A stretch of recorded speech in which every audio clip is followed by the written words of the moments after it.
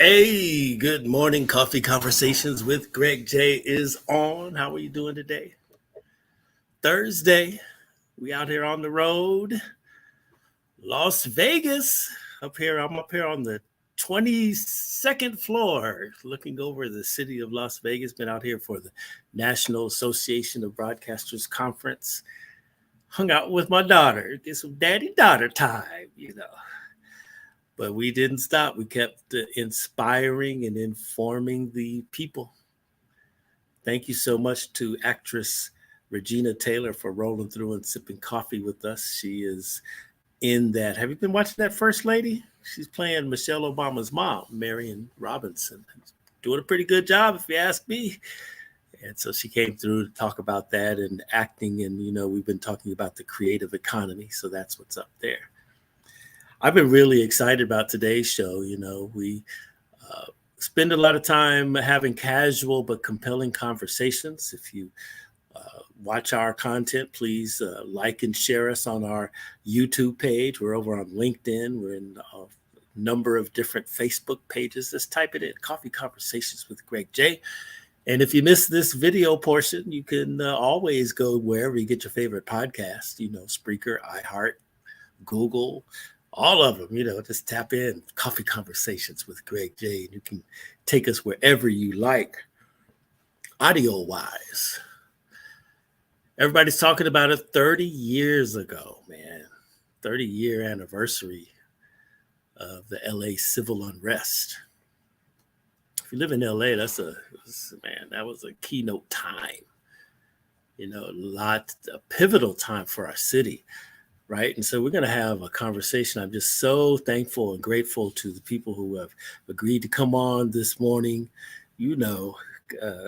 It's just a blessing to go through your Rolodex, or your phone and say, hey, can you join me to share some concepts and ideas? And all of these esteemed people like, yes, Brother Greg, let's do it. So there it is. I'm so grateful for that. Well, let's see. I'm going to hit them in order. I see their little screen. Everybody is all present and accounted for. First off, I see the former city councilwoman, Los Angeles, the Honorable Jan Perry. Hey. Good morning. How are you? Doing all right. Trying to make it all happen. Thank you so much for coming. You're welcome. Yes. Here he is, the former Chief of Police for the city of Los Angeles, Hall of Famer, Chief Bernard Parks. All right. Good morning, sir. Can you hear me? Greg, how you doing? Doing all right, sir. Doing all right. Yes. Let's see who else is here. Oh, my former boss. She's the greatest woman in history of radio right here. Karen E. Slade, KJLH Radio. What a production. Hello, everyone. Good Greg. And rounding out our discussion is, I still text him all the time and this is, man, a great inspiration to me and certainly one of the greatest, broadcast journalists in the history of radio. This is Carl Nelson. Carl Nelson. Hey. What's going on, Greg? Man, I'm doing okay. Thank you so much for coming through. Got to say hi to Jan. Hi to Chief Parks and Karen. Hi, guys. Hey, good The only thing that's missing is a barbecue grill. We're doing all right. Well, here we are it's a really reflective time. First of all, when I think of, uh, the LA civil unrest, I still can't get past 30 years. Like, like, is it just me, or has time like really, really flown by for you guys? Does it seem like 30 years, Karen Slade? Yeah, it does. So much has happened in the interim, some good and some bad. But yeah, I feel every bit of the 30 years, unfortunately.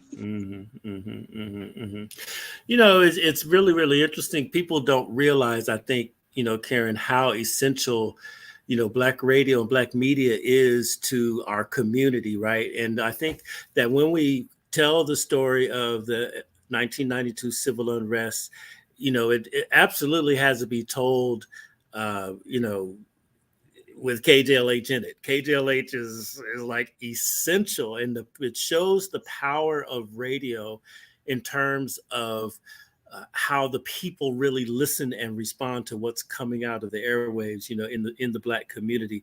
Share with the people what happened when the civil unrest broke out in 1992. What happened at KJLH? Well, I can tell it from my perspective. Carl would probably have more details. But at that time, the decision was coming down. I remember Jackie Stevens, who was public affairs director at the time, was in the courtroom, and she let us know that the decision was coming down. The jury had a verdict. And when she brought in the audio, I remember Barry White was there in my office, and Steve had come down, and they were just talking about, the decision, and Carl was getting ready to go live. Jackie had her audio, and it was, it was up tempo. I mean, we were excited. We had great anticipation. We did not know what was going to come, but I think Carl probably had more insight because he was on the phones. He was speaking with the people daily on Front Page, so he had a better handle on it. I about an editorial.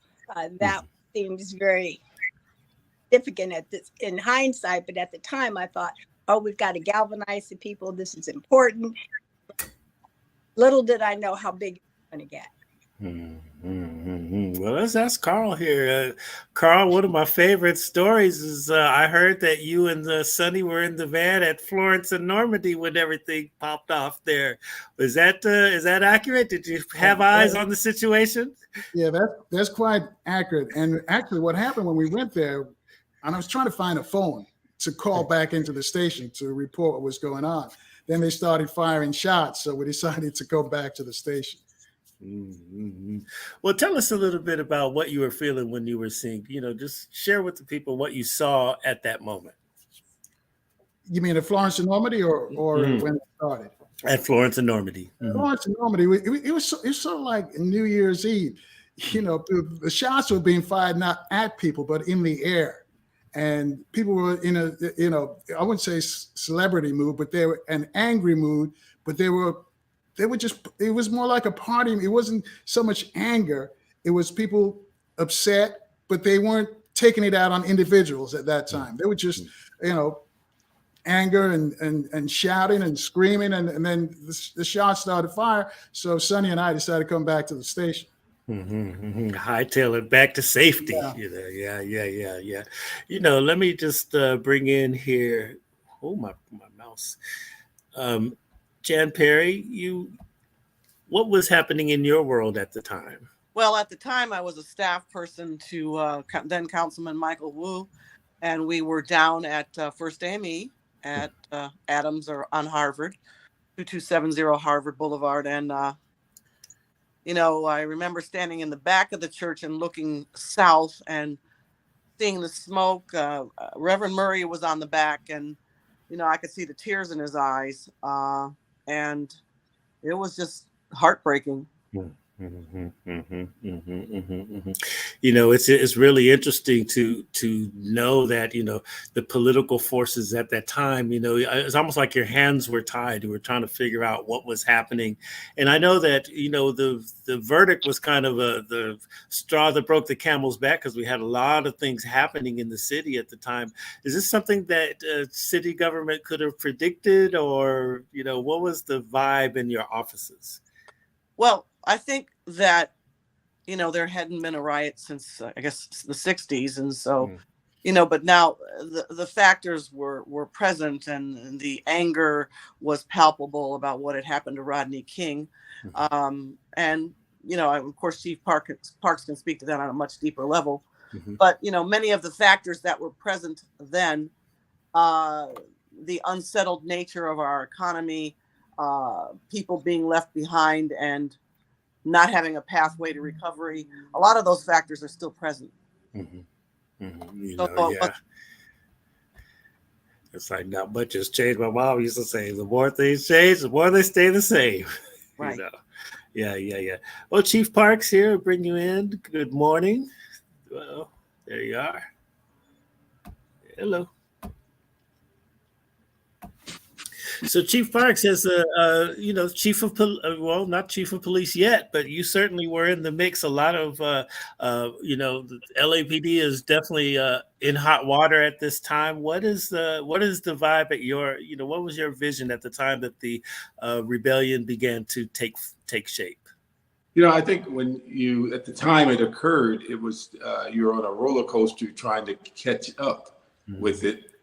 When you reflect back on it in the past, what's amazing to me was the amount of inconsistencies that were occurring.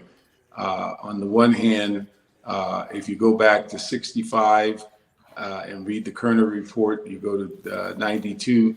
Not a lot had changed in the community.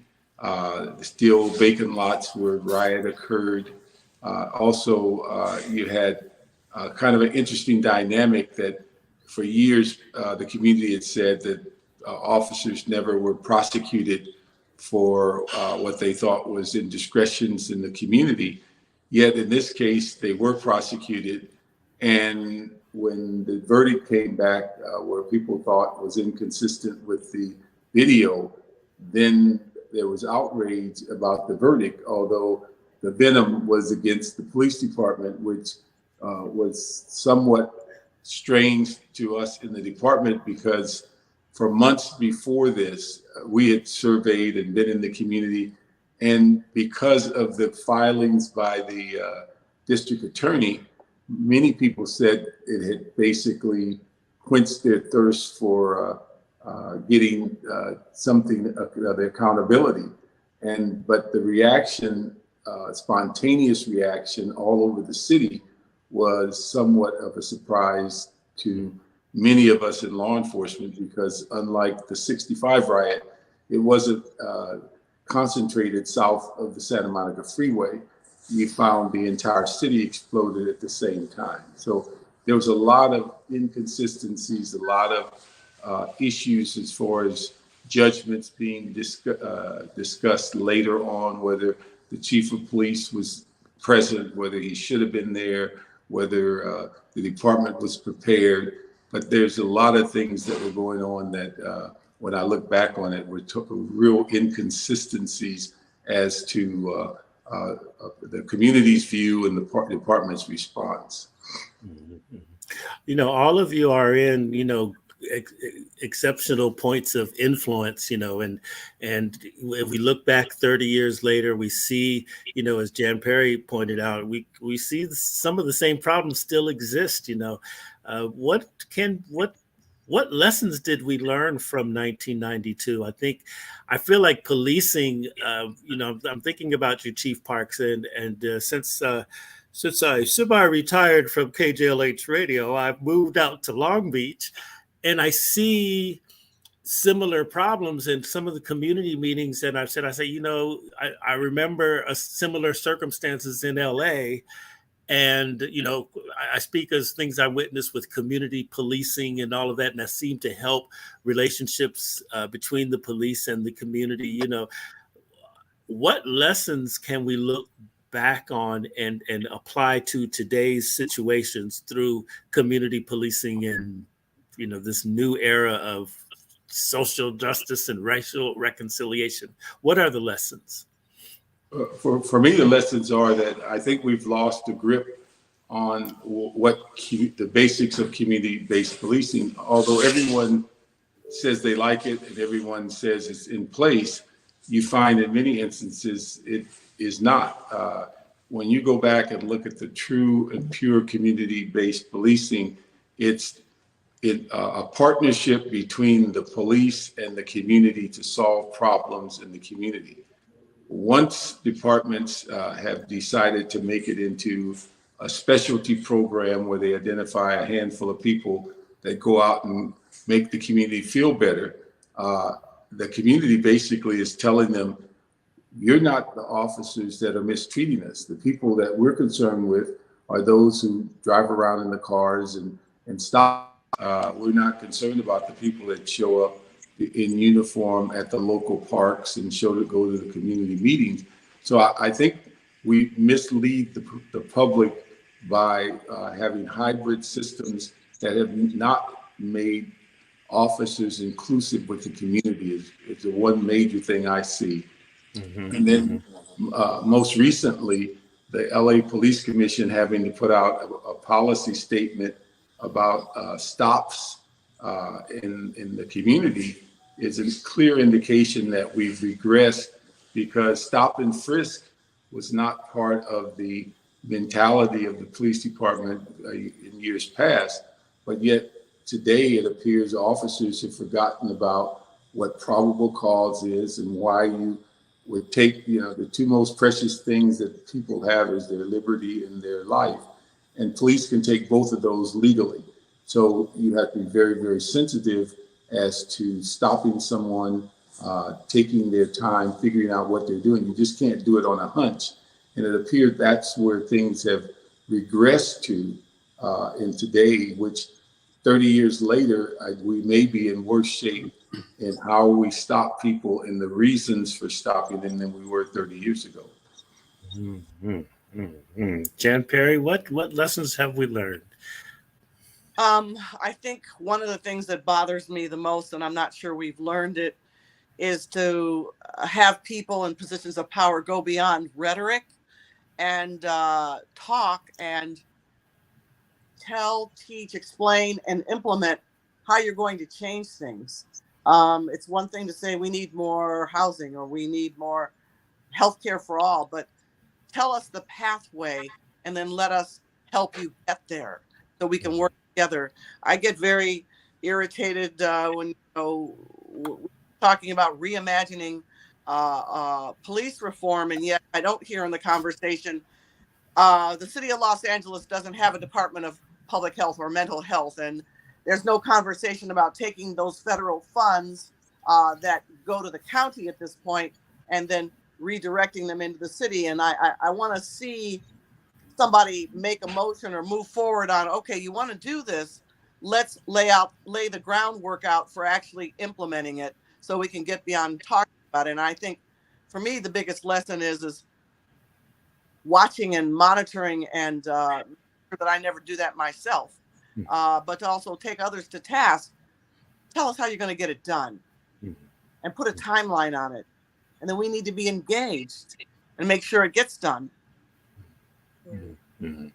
Absolutely. Let's turn our lens to, the radio station. I really want to emphasize, in our community here at Coffee Conversations, we're about building bridges of music, arts, and culture with Africa and African Americans, culturally relevant conversations. And when I look across the world, the Black media is so important to the life of our communities, the life of the beloved community. And I think that when we talk about the story of KJLH and the 1992 civil unrest, you could see how, they stopped the music and began to direct and provide information. You can hear the different sound bites and on YouTube. I see them all over the place. It's pretty fascinating to listen to see what happened, at the time. They stopped the music, just began to talk to the people. And I've seen films and documentaries of radio stations all over the world that in the time of crisis, Black stations, in the time of crisis, when they went on the air, stuff happened or stopped, or, just the peace came, and, Carl, let me say, you're still very much an icon in this space. So like in those days, we know we're listening to Carl Nelson. You're out there, you're giving us all of the information, you and Jackie Stevens and Radio Rico, and everybody's giving us the information, and we're living by that. And now here you are, we've talked many, many times about, your megaphone that you have, how to express from your heart how you feel Black media is important to our community, and just using this 1992 episode as a backdrop and example. How important is it to our community? Oh, Black radio is paramount to the Black community. Black radio can't be like white radio. We're family, and this is where we come and have discussions. And this is what Black radio does best. When there are problems in the Black community, Black radio can tackle them head on. But I wanted to ask the chief a question, because you mentioned about policing earlier in the conversation. And in the 92 riots, the LAPD was accused of slowly responding to what happened in the 65 riots as well, because of 65, Colonel Parker was supposedly at a fundraiser, and they didn't have a handle on what happened. And the same thing they said happened with Daryl Gates, was supposedly at a fundraiser. He didn't, and the LAPD was slow to respond. So, Chief Bernie Parch, if I'm wrong, just correct me, because this is what was talked about in the aftermath. But we and back to Greg, we on the radio knew that something was going to happen. We just didn't know it was going to be at Florence and Normandy. I know the LAPD has an intelligence unit, because we heard the how can you put it now? The people who were calling in, who were upset, and it wasn't about the verdict. It was about Sundar Jew, who shot Natasha Harlings. When we started the front page, it was supposed to be talking about Eddie Murphy and Prince and that kind of stuff. But the people started to call in, and they said, "No, what about Natasha Harlings? What can we do?" I could hear the frustrations in the people's expressions. So we figured out that something's going to happen. We just didn't know where it was going to pop off on. So, a question to Chief Parks, because I know the LAPD, as I mentioned, has an intelligence unit. Was the LAPD slow to respond? Did they know that something was going to happen? Well, I think when you go back and you compare 65 to 92, there's several parallels, and there's several major differences. In 65, basically, when the riots started, all of it was in what we call at that time South Central LA, which was a euphemism for the Black community. The general idea of the police department was to let it burn, because it's going to burn itself out. It won't last more than a day or two. Well, what you found is it lasted a great deal longer. And then what you found is the Black community, or Watts, the name Watts expanded all the way to Adams and La Brea, because wherever there was violence, that's what was considered Watts by the media and such. But yet, when you analyze it at that time, most of the concern was about lack of opportunities, lack of access to food, lack of stores, very similar to today. But the real venom was against more of the Jewish store owners and people that there was a view that was taking advantage of the community. In 92, that venom towards store owners moved to the Korean community, because they had purchased many of the same stores that were providing poor service in 65. And yet we still had the same low achievement rates in schools. We still had the economic issues. We still had the lack of medical care. And so those things kept moving forward. Also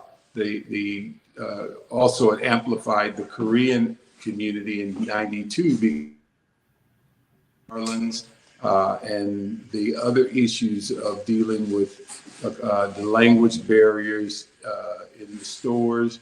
So it was a different group, but the same animosity was there. LAPD made in 92 made two critical errors that harmed their response. One, when the verdict came out, LAPD should have held over its daytime resources so that they could complement the nighttime resources and be omnipresent in the community. When they let the day watch go home and tried to deal with this with just their regular night watch shifts, and with the explosion of these issues from Hollywood to the Valley to South LA, it was overwhelming. It took 12 hours to begin to get enough resources to deal with the circumstances. And so the second mistake they made is down in the South Los Angeles. For whatever reason, the command decided to use the bus station on Van Ness and 54th as a command post. Well, you can't build a command post in the middle of a riot. So they got there, they didn't have phones, they didn't have access. And then with the conversion of officers showing up, there was no logistics as to controlling where people parked, how they came in and out of the facility. So when they were dispatched, often they were blocked by their own resources of trying to get back in the community. So those were two things I recall that were fundamental in the early parts of the incident that caused at least a 12-hour delay of bringing resources in, bringing resources to the point of being able to address the issues. And so that was the slow response, not where we're not prepared. We did not use our resources as smart as they should have been. Mm-hmm. Now, where were you in those days, Chief Parks? I'm trying to remember. What was your exact position? I was a deputy chief in Central Bureau. I ran the 5 centrally located divisions of Rampart, Central, Newton, Northeast, and Hollenbeck. And so we dealt with the major issues in the garment industry and things where that's where people took their vengeance out on a lot of owners in the Korean community that owned a lot of those shops. We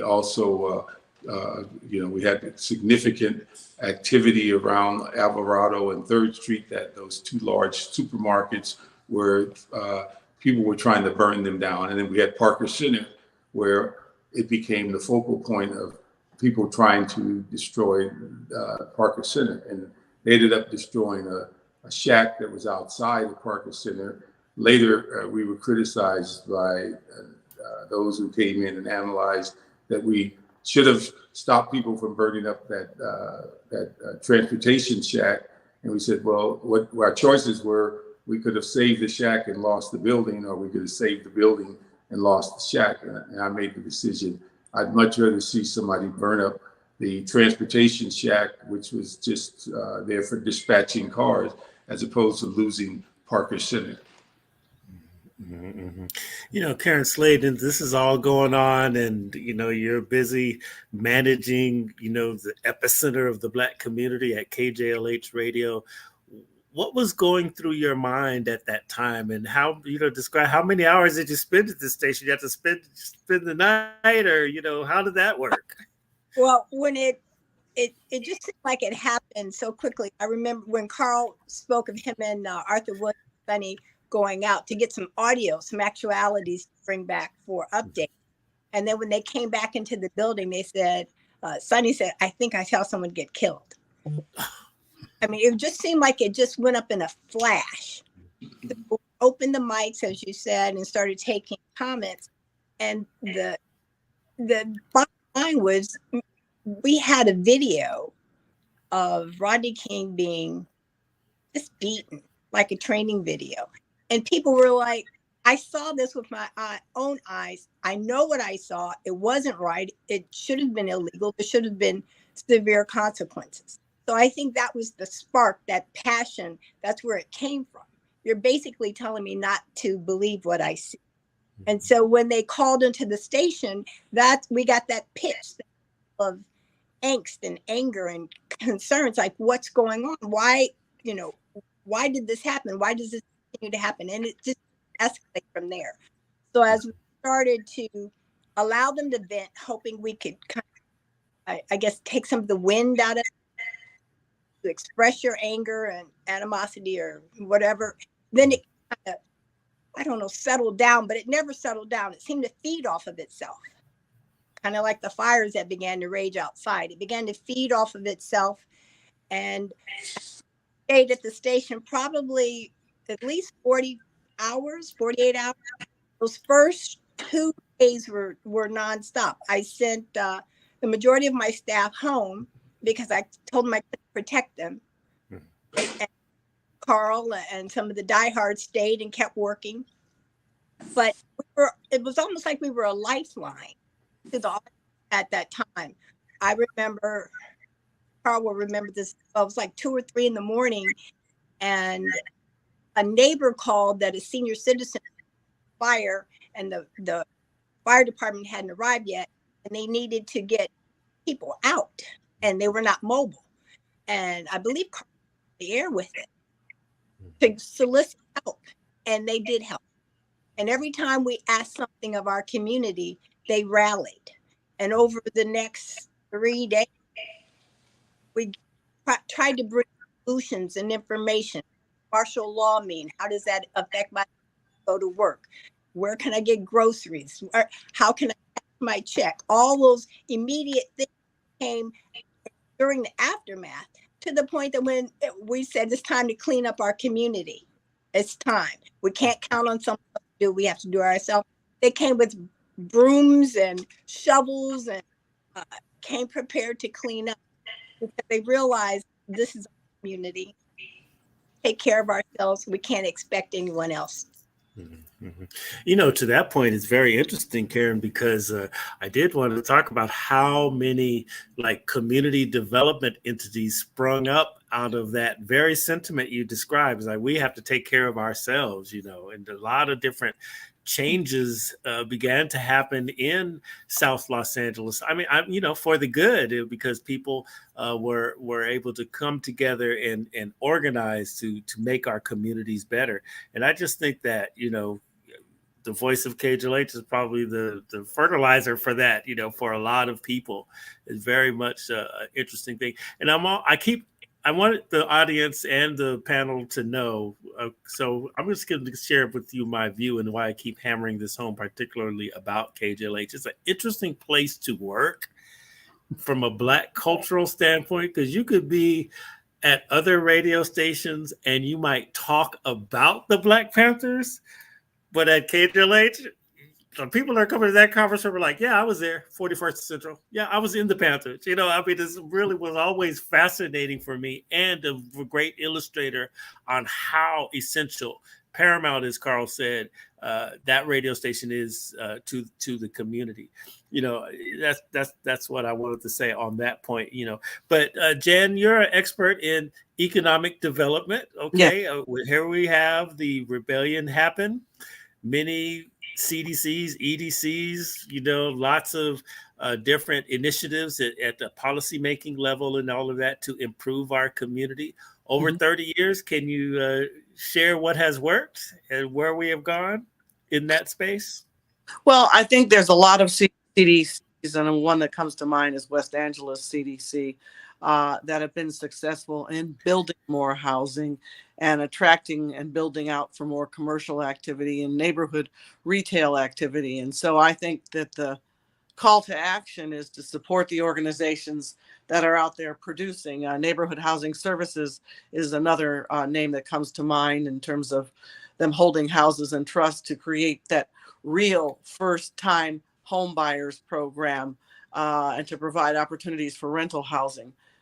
The problem with term limits is that, you know, the door keeps revolving, and then whatever expertise an elected official might build at the local level is then lost. And in our communities, it takes a very long time to get things done from door to door, you know, from funding to grand opening. And so, you know, we're playing catch up from the last 30 years and probably catch up before. And then, of course, COVID knocked us back a bit. So Mhm, mhm. our efforts need to be focused on an economic recovery for small businesses to be able to get them up and running in our neighborhoods again, and for people to be able to feel comfortable to trust that they can go in and that they'll be safe physically, and then to be able to get people back onto transportation in a way that feels safe, and then to continue to build out for units not only to get people off of the street, which will aid in our recovery because it will bring more activity back into the communities.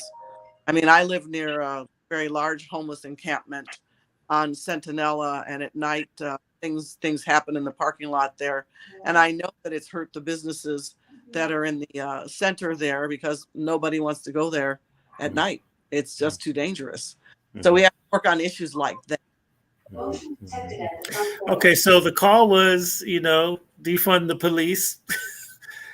What was your opinion on that? We still see, the good part, we're still seeing these incidents happen on camera, but now we're getting some justice somewhat in some places and all that. And when people took to the streets during this pandemic time, 30 years later, 29 years later, the call became defund the police, Wise decision, or what do you think? I don't know that saying the words defund the police was a decision. I think they were a call to action. What I would prefer to see, again, I referenced it earlier. If you want to reimagine or redesign how interventions are done, and Carl knows because I've been in Black Women for Positive Change for the last 10 years, and all we focus on is the de-escalation of violence. And we need heavier mental health intervention and pre-work. But I think if you talk to police officers who deal with mental health calls or domestic violence calls, they will tell you that there's among the most unpredictable calls that you can take. I remember when I was first elected, and there was a young officer in the Newton Division who went on a domestic violence call and settled everything down and was walking out. And when he walked out, somebody killed him on the front yard, actually named an intersection after him in front of Newton Division. But we need people who are experts and those who are in the seat of power right now, who are in elected office. If you're going to design a program, you have to spell out what the elements of that program are. You can't just say, let's set this money aside and let it sit there and not do anything with it, which is why I said earlier, if you really want to do something about this, you have to include experienced social workers in this development of a program. And you have to explain how it would be deployed, not only how you protect their safety, but the safety of the people who are calling for help, and what programs you can develop with that money to be predictive rather than reactive. Chief Parks, I want to ask you, now that you are, at the sage here, you've been in retirement and you've watched, this current generation of social justice and people taking to the streets, crying, out for justice. What is your advice to police leaders as they try to, as I like the word that Jan Perry is using, reimagine, as police organizations are reimagining their departments in response to the cries for social justice? What would be your advice for them, having gone through such a turbulent time in police management? Well, I think, first of all, one of the things that gets convoluted is the merging of a variety of issues with minimal to no solutions. And you look at the police in most cities, they're the only organization that is open 24 hours a day, that gives you curb to curb service. They're the most visible part of your local government. And yet people want to give them every responsibility. They want them at the Park and Rec Center showing kids how to shoot basketballs. They want them to deal with the problems with the streets, with the sidewalks. And I think where that whole slogan of defund the police got off base was that I don't think you'll find many people that will disagree with you that resources need to be put in to non-law enforcement activity. I think where the debate comes in is that should all of them come from one organization to fund many things that have been imposed on cities by the state government, who have pushed down a lot of unfunded mandates, which is by state law illegal to do. If you remember the most recent one, when the state was being sued for overcrowding prisons, they solved their lawsuit by pushing prisoners out of jail and putting them on the county level in the county jail with no funding. If you go back in years past, when the state of California couldn't afford the mental health system, they disassembled it and said, we'll deal with it on a local level, but didn't fund it. And so then all of a sudden, we got sophisticated and stopped. We didn't want to say there was a lot of crazy people on the street. They said, oh, you know what? They're homeless. So we created the term homeless because it was less threatening. And then within that group, we forget there's at least 5 communities that are in conflict. You have people that are coming from state prisons that are looking to find a place. You're looking for people that have a mental illness issue. You're looking at people that have a drug problem. You're looking at people that are chronically homeless versus those who may have had a bad month and are sleeping in their cars. There is no one solution for all those populations. And as long as you try to solve homelessness by saying, let's build housing without wraparound services and other issues that are needed, you're going to make a point. And when you build housing and yet when it's over, the cost of it or the renting of it is well beyond the people who you're trying to help, you've missed the point. So I think we convolute many problems into one, and then we try to find one solution. And I think we see it when there are rallies or community outrage. Often when you assemble groups of people with no real agenda, you often get all kinds of ideas that mesh and do not mesh, and yet we try to solve them with one particular solution when there are a multitude of problems that are in conflict with each other. So I do think we need to find ways to fund other parts of government and responsibility, but it shouldn't be totally on the backs of saying, let's get rid of the police. Really, really interesting, interesting stuff. Carl Nelson, you know, what do you think has happened, or, you know, what is the biggest challenge from the community that we need from the police, that we need to solve from the police? Well, one of the things we do need is more interaction with the police department. I know we tried it a little bit at KJLH with the LAPD, but the other law enforcement agencies as well around Southern California, the Sheriff's Department as well, not just the LAPD. We need to have more interaction with them, and I think that would help a great deal. Looks like we might have lost Chief Parks. Hope he comes back in there. JJ Johnson is checking in with us. He said he was on the air at KJLH across the street from the rioting. Karen had called us in. We received our marching orders, and that's where we were for the next 4 days and nights. Karen, you calling shots? JJ Johnson says. It was a crazy time. But I have to say, we had a team of professionals that stepped. Carl really took the, and a good leader sometimes when to follow. I follow Carl's lead on many things. The bottom line was I wanted to keep mics open. I wanted to hear what needed to be said. And ultimately, we wanted to find some solutions. I remember specifically some of the celebrities coming down, like Denzel, and giving us money, just handing us money. And we weren't soliciting money ever. That was not what we were doing. But we ended up with around $100,000 at the end of the ride. Like, what am I going to do with the money?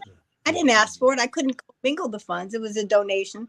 So we went to, I think it was Founders Bank, and opened up an account. And then 1 year later, on the first anniversary, we did microloans. I don't know if you remember that, Carl. We did microloans to several of the businesses that needed help getting started again. So we were trying to find solutions, but it was on a smaller scale and it was focused for the community. So we're still authentic in our efforts, but we do need help. We do need more participation, more interaction. Now, I know the industry recognized you all for those activities there. Got the Peabody Award, and I remember I was there. I saw you get the NAACP Image Award. That was good.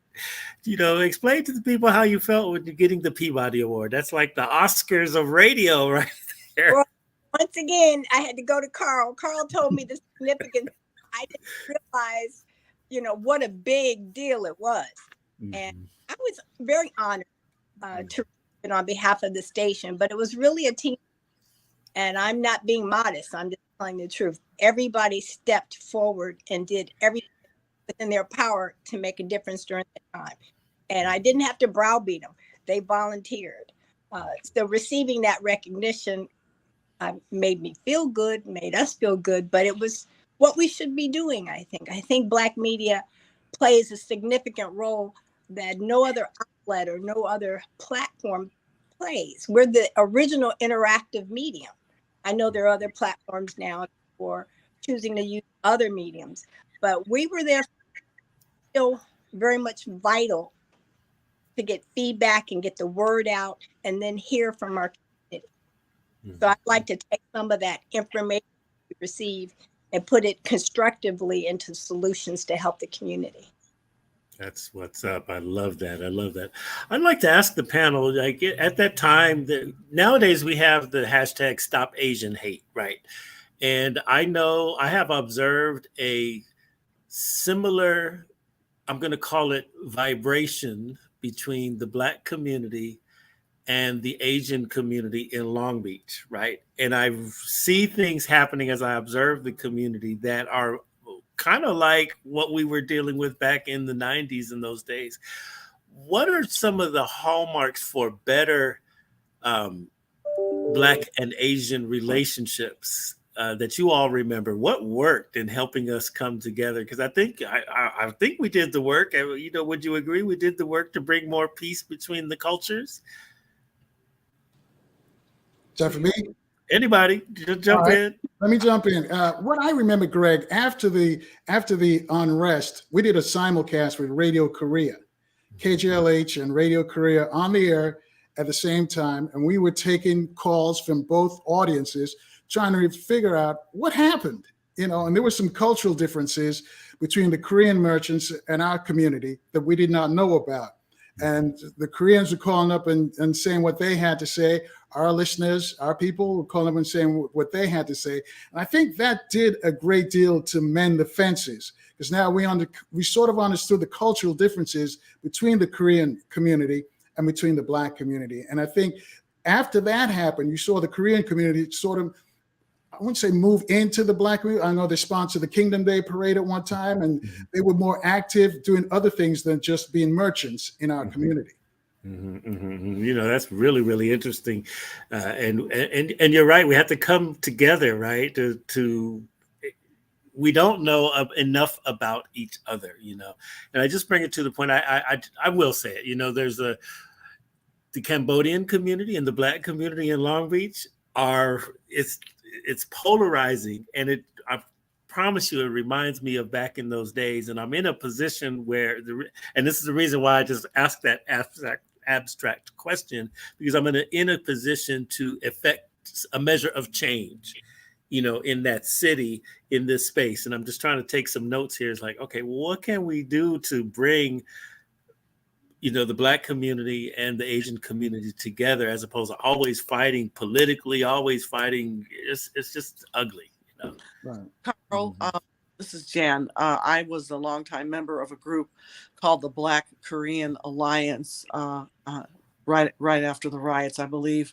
And the point was to, build relationships and build bridges. And I think that it's a simple approach, but it's an approach that worked, because some of the folks that I met through the alliance I'm still friends with to this very day, and we talk about politics and about conflict within our communities. I know Bernard and I went through the 2012 redistricting and had to step out there as Black people and stand up for the rights of the Korean community not to be trampled on.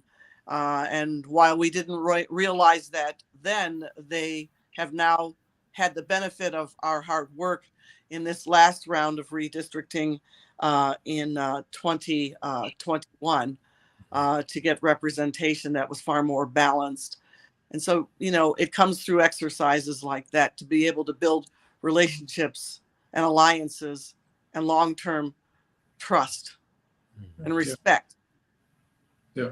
Greg, I think what I've seen over my time in the city is, and it's amazing that often people don't retain the lessons as they deal with some of these circumstances. And you find that racism and discrimination is incremental, and whoever's in power don't want to share power. So the new group is the one that often is looked at differently. On the police department, I recall when I came on, Black officers, Black male officers were not viewed as being vital parts of the department. Black female officers weren't even in the discussion.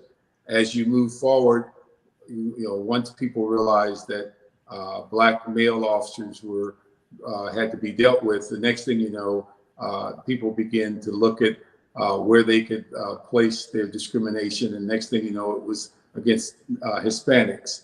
And then after Hispanics evolved, the next thing you know, it was against women in general. People didn't want to work with women, and then they realized that it was not acceptable to say that, so they begin to say code words like smaller stature officers are dangerous to work with. And as you move forward, then there was the Asian group that came in, and people were saying, well, you had to keep an eye on them. They are suspicious. And then because there's several Asian subsets, people couldn't distinguish one from the other. They're just all the same. I remember years ago in a process dealing with oral interview where a LAPD board member called a Hispanic candidate, referred to him as Julio. And the guy said, my name's not Julio. And he said, no, all of you are Julio. So I think what you find is that, people have learned, well, you don't say the N word, but yet they haven't learned that other discriminatory statements about other groups are still unacceptable. Then you get people that justify it by saying, well, I have a gay cousin, so I can say gay, anti-gay stuff. You said, no, you can't.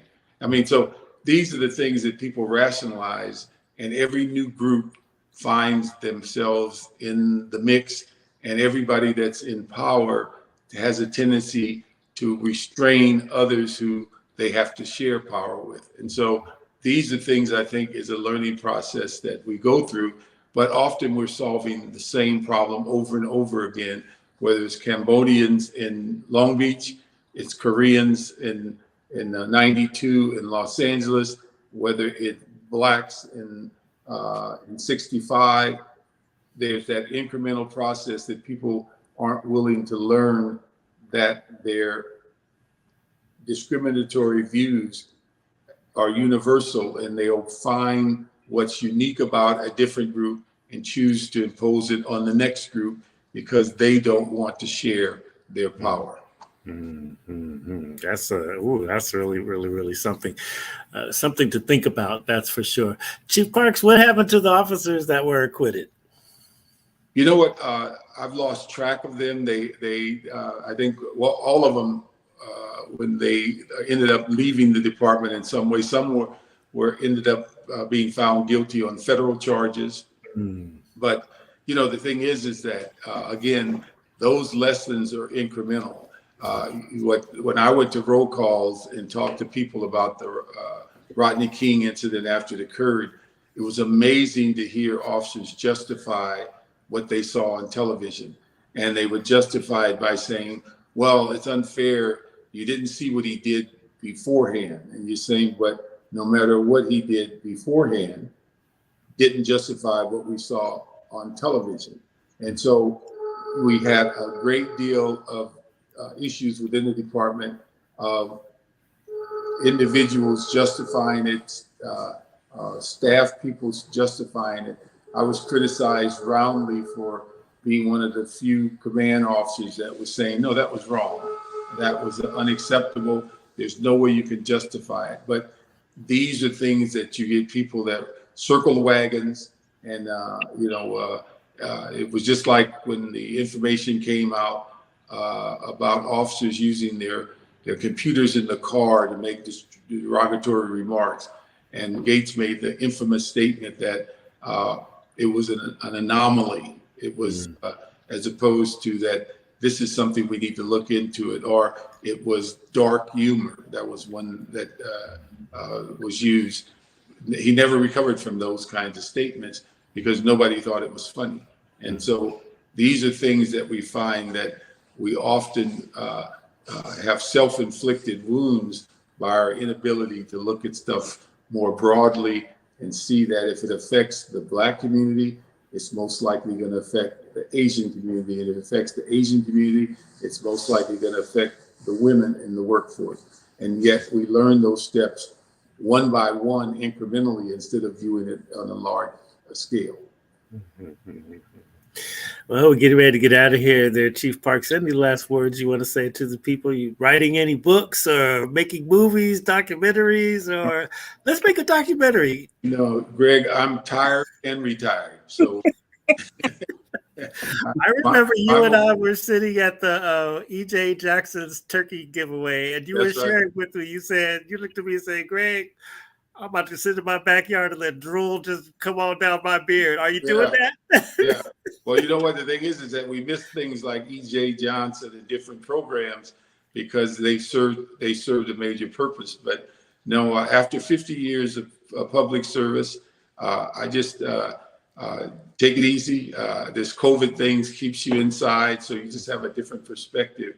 I mean, I can remember for decades going 18 hours a day and never thinking about being tired or slowing down. And after a while, it just takes its toll where you say, you got to have a different perspective as you get older. Yeah. Well, there he is. Chief Bernard C. Parks, thank you so much for coming on. Greg. Carl Nelson, do you have any last words you want to say to the people? Of course, Greg, because we learned our lessons from the 65 uprising where KJFJ was the dominant station then, and you had Magnificent Montague telling people, burn, baby, burn, encouraging people. So at KJLH, we did the opposite because we knew we had to live here. This is our community. We're not going to burn down our community. And then what? Because we saw what happened in 65. There was a lady who called up and the drugstore burned down and she needed her medicine, high blood pressure medicine. And she was crying on the air. And so we just said, hey, is there a doctor who's got some high blood pressure medicine, can go to her address and get her this medicine? And the next day she called back and she said, I had two doctors came to see me. 2 doctors came to see me. And I saying all this story to say, this is the power of Black radio. This is what we could do. This is when Stevie bought the radio station. He says, I don't want the radio station to be a jukebox. We've got to help and serve the community. And that's what we've been trying to do at KJLH all along. It's interesting when you say that, because that is the legacy that I think people that come through there, that, you grab that vibration and you just keep on carrying it on. I talk to Don Mizell pretty often, Dr. Don Mizell, and it's the same, it's the same thing that you're saying. It's a generation after generation after generation, and that great radio station has that mantra to serve the community. That's for sure. That's right. All right. Tell the people about your radio show. Where can we get you? Oh, WOLDCnews.com, 47 Eastern time. Okay. All right. How many radio stations are you on? They're getting ready to put us on some more, so I'll let you know. All right. Doing your thing first. Yes, sir. All right. Yeah. Good stuff. The legendary Carl Nelson. Let me see. Karen Slade, what would you like to say to the peoples? Just thank you for supporting us for over 55 years, and we will continue to do our best to serve the community. I heard you coming down to Long Beach with about 10,000 of your listeners there. May 21st, 22nd Women's Health Expo, screenings, information, not just COVID, but female issues will be addressed, and everything from beauty and hair products, and it's free to the community as always. All right, there you are, Women's Health Expo. I'm excited. This is going to be fun. Can't wait to see it. Jan Perry, I know. Wait, there she is. Yes, I'm right here. Look, running for Congress. Yep. Yes. Okay. Tell the people about it. Yeah, well, I filed in January and I've been running a very strong campaign, and I want to get back to doing what I do best, which is working on behalf of our community and getting housing built, getting homeless people off the street and into a bed and into housing with support services on site. I want to continue to work from the federal level on the de-escalation of violence. Since I've been working with Black Women for Positive Change, I have been able to learn a lot about what's going on nationally, and we've developed a lot of good strategies that we can share with people throughout the country, but in particular in the 37th Congressional District, which has been redrawn and goes all the way from Sepulveda all the way over to 7th and Alameda and covers most of South Los Angeles and comes back around Centinela. I'd like to be your next representative, and I'm at janperry.com. janperry.com. There you have it. I want to just take this opportunity to tell the people, vote, man. This is an important one. And I think for our region, if you really just look at it, we it's a preservation and promotion of Black political leadership. If you look at your mayor's position, you could possibly have Karen Bass, right, as LA. You could possibly have Rex Richardson in Long Beach. You could have James Butts in Inglewood, Miss Lula over there in Carson, Miss Sharifa in Compton. We could keep going on and on as, African Americans in local leadership. Jan Perry, Congress, Maxine Waters, just, we're growing and uplifting, politically and making good policy for the people. And that's a good thing. Good luck with that there, Jan Perry. I'm with you 200%. Thank you, Greg. Thank you. Yes. All right, y'all. There it is. Coffee Conversations with Greg J. 30th anniversary of the LA civil unrest. Thank you so much for listening. You can get this on our Facebook page, Coffee Conversations with Greg J. You can go to the audio platforms in about an hour. You'll hear it wherever you get your favorite podcast. Just make that thing happen. We got a lot going on tomorrow at the Los Angeles Public Library. Another observance of the LA civil unrest is happening with the film. The documentary is called Fire This Time. That one's produced by Albert Lord and others. And then we're going to have a panel discussion. I'm honored to be a part of that panel.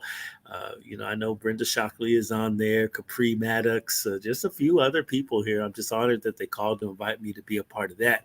And I'll just check our platforms. We'll give you all of the details on where to see that via Zoom, or go to lapl. What is it? Los Angeles Public Library. You just go on there and you'll see how you can watch the film there.